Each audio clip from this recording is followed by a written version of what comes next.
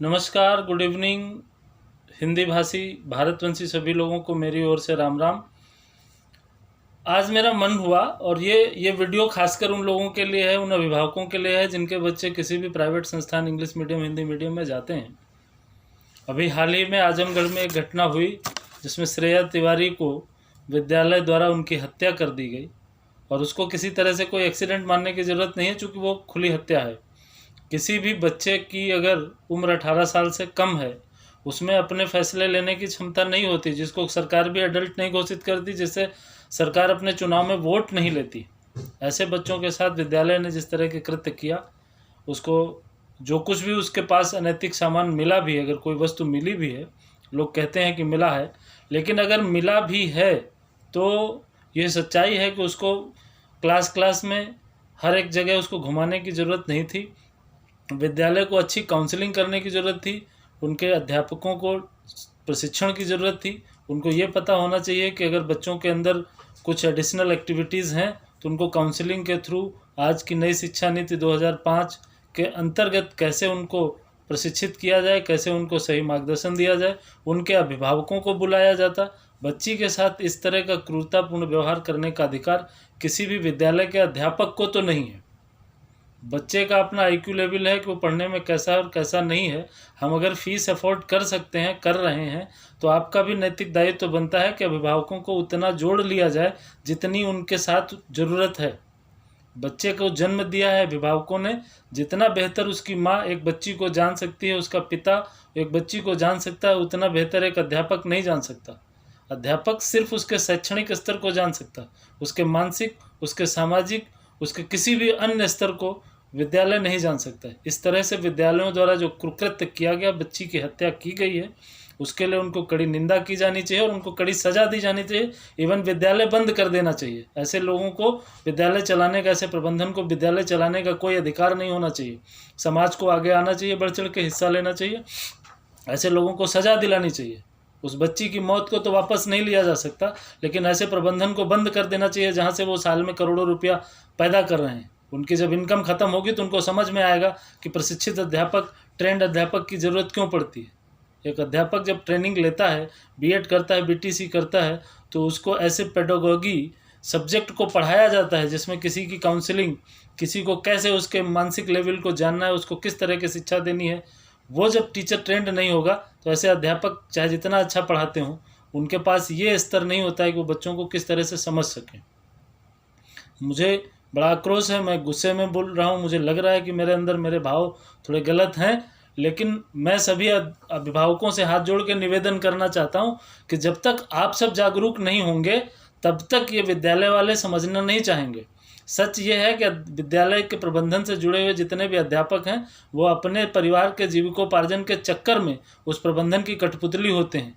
कई बार बच्चियों के साथ गलत काम हो जाता है, लेकिन बच्चे अपने रिजल्ट के चक्कर में, हाई स्कूल इंटर में प्रैक्टिकल जो सरकार ने दे रखा है 30 नंबर का इंटरनल वाइवा, उसके चक्कर में बच्चे उन सबको बर्दाश्त करते हैं।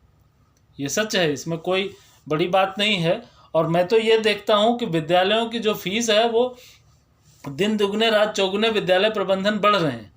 क्या हमारा समाज उनको पैसा देने के लिए पैदा हुआ है? उनका कोई नैतिक दायित्व तो नहीं बनता है कि वो प्रशिक्षित अध्यापक रखें, हमारे बच्चों को अच्छी शिक्षा और अच्छी तरह से दें।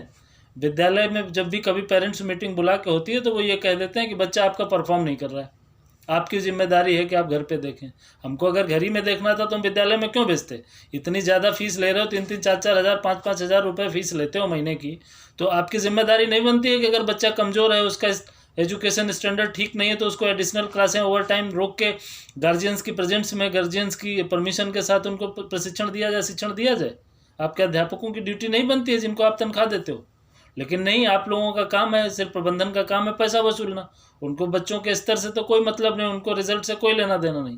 विद्यालय की बिल्डिंगें इतनी बड़ी बड़ी बन चुकी हैं, उनको लग रहा है कि आदमी विद्यालय की बिल्डिंगें देख के, और सच में मजबूरी है, समाज के पास रास्ता ही नहीं है, क्या करे। हर साल तो पैटर्न बदल देते हो, चैप्टर आगे पीछे कर देते हो, लोगों को मजबूर करते हो कि किताबें खरीदो। कितने कितने लाखों करोड़ों रुपए का टर्नओवर सरकार इधर से उधर कराती है इसमें। इन सब के लिए एक बहुत बढ़िया मजबूत रास्ता मेरे दिमाग में आया, आप सबसे साझा करने का मन किया, कर रहा हूँ। जिस तरह से अगर हम लोग इतनी फ़ीस और एडमिशन के नाम पर, डोनेशन के नाम पर, बहुत सारे फीसेस का तो वो लोग रिसिप्ट में लिखते भी नहीं कि वो सिर्फ डोनेशन का नाम जाता है। उस डोनेशन को वो लोग क्या करते हैं, अपने घर में रखते हैं उस डोनेशन से, और तुम्हारे समाज में क्या कर देते हैं वो लोग।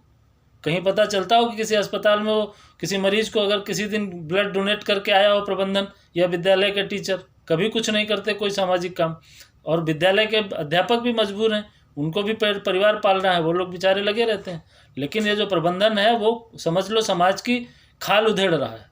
ऐसे समाज को एक बहुत अच्छा सुझाव मेरे दिमाग में आया, आप सबसे निवेदन है कि उस पर आप लोग मुझे प्रतिक्रिया दें, मैसेज करें, मुझे रिप्लाई करें, उसमें और संशोधन होगा। मैं ये सोच रहा हूँ कि बहुत जल्दी एक संस्था का रजिस्ट्रेशन कराया जाए और हर शहर में जिस भी कॉलोनी के अंदर कोई बढ़िया विद्यालय की ज़रूरत है, जहाँ पर अच्छे लोग हैं, डोनेट कर सकते हैं। इवन जैसे में कोई भी गवर्नमेंट का डेवलपमेंट अथॉरिटीज़ होता है, विद्यालय प्रबंधन को फ्री में बहुत कम पैसे में, जो करोड़ों रुपए की ज़मीन होती है 1,50,000 में दे देती है। उन पर सिर्फ इंफ्रास्ट्रक्चर तैयार करने के लिए उनके पास रहता है कि आप बिल्डिंग बना लीजिए, और पैसा पूरा वही कमाते हैं। तो अगर हम समाज के लोग मिल के विद्यालय बनाना चाहें, एक ट्रस्ट तैयार कर लें, 10-20 हज़ार हर अभिभावक दे दे, उसके बाद अपने बच्चों को सिर्फ अध्यापकों की जुटने वाली फ़ीस का पैसा दे दें। इन जैसे लुटेरों को इतना पैसा देते हैं, एक एक क्लास के लिए 4-4, 5-5 हज़ार रुपये। हमारे नर्सरी में बच्चे जाते हैं, फर्स्ट में जाता है, उसके 3,000 रुपये महीने लखनऊ पब्लिक स्कूल लेता है। ये नॉर्मल फ़ीस है 3,000 हर महीने की। उसके अलावा हर महीने 200-500 रुपये तो और एक्स्ट्रा वो लोग इस फंक्शन में ये लाना है, वो देना है स्कूल को, आज ये करना है, वो डे मन रहा है, वो डे मन रहा है, इस तरह से मनाते मनाते मानना जाए तो कम से कम 5,000 रुपये एक बच्चे पे आता है, मिनिमम आता है 60,000 रुपये। अगर हम कहते हैं कि 10,000 रुपये आप डोनेशन कर दीजिए और उसके बाद हर महीने 500-800 रुपये जो अध्यापकों की तनख्वाह के लिए पैसा जुटता है वो जुटाइए, और डेवलपमेंट आपको ज़मीन देगी। और मैं जहाँ रहता हूँ, लखनऊ, कानपुर, उन्नाव की तो मैं बात कर सकता हूँ, यहाँ मैं डेवलपमेंट में इतने टच हैं कि मैं ज़मीन दिला सकता हूँ, मुझे कोई बड़ी चीज़ नहीं है। एक एप्लीकेशन, एक ट्रस्ट होगी और वो लोग ज़मीन आराम से देंगे। LDA में नया डेवलपमेंट हो रहा है, आप खोलिए नया विद्यालय, आपको 1-2 लाख रुपये में ज़मीन मिल जाएगी। बस आपको कंस्ट्रक्शन करना है और अपने समाज का उत्थान करिए। विद्यालय की किताबों को ऐसा करिए कि जो बच्चा फर्स्ट ईयर में ख़रीदता है उसको नेक्स्ट ईयर में डोनेट करना है।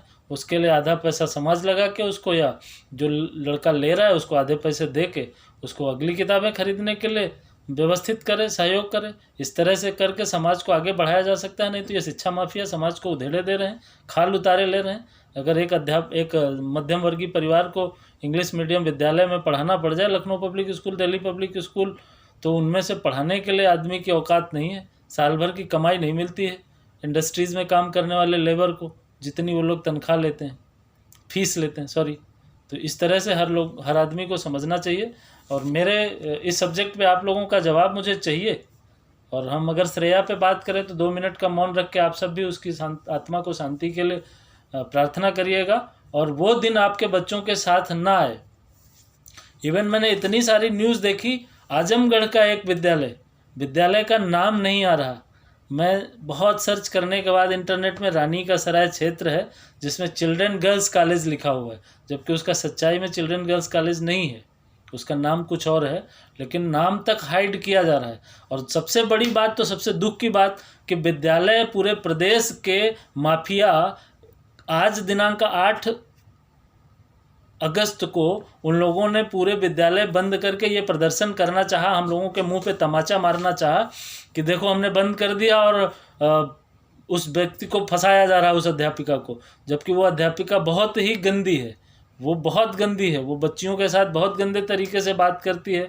और इवन डॉक्टर ने, जिन्होंने उसका पोस्टमार्टम किया है, उस एग्जामिन में डॉक्टरों ने बहुत खुल के रिपोर्ट नहीं दी है। डॉक्टर जितेंद्र गुप्ता और डॉक्टर आकाश शाह, AK शाह उनका नाम है, इन लोगों की रिपोर्ट इतनी साफ नहीं है कि जो दोषी सिद्ध कर सके। हाँ, बच्ची के लेफ़्ट साइड के पूरे स्केलेटन, जो फेफड़े के ऊपर हड्डियां हैं, ये पूरी टूट चुकी हैं और अधिक ब्लड निकल गया है और पूरी बॉडी के अंदर ब्लड था। इवन उसकी दुर्घटना के बाद 45 मिनट तक उसको ज़मीन में पड़ा रखा गया।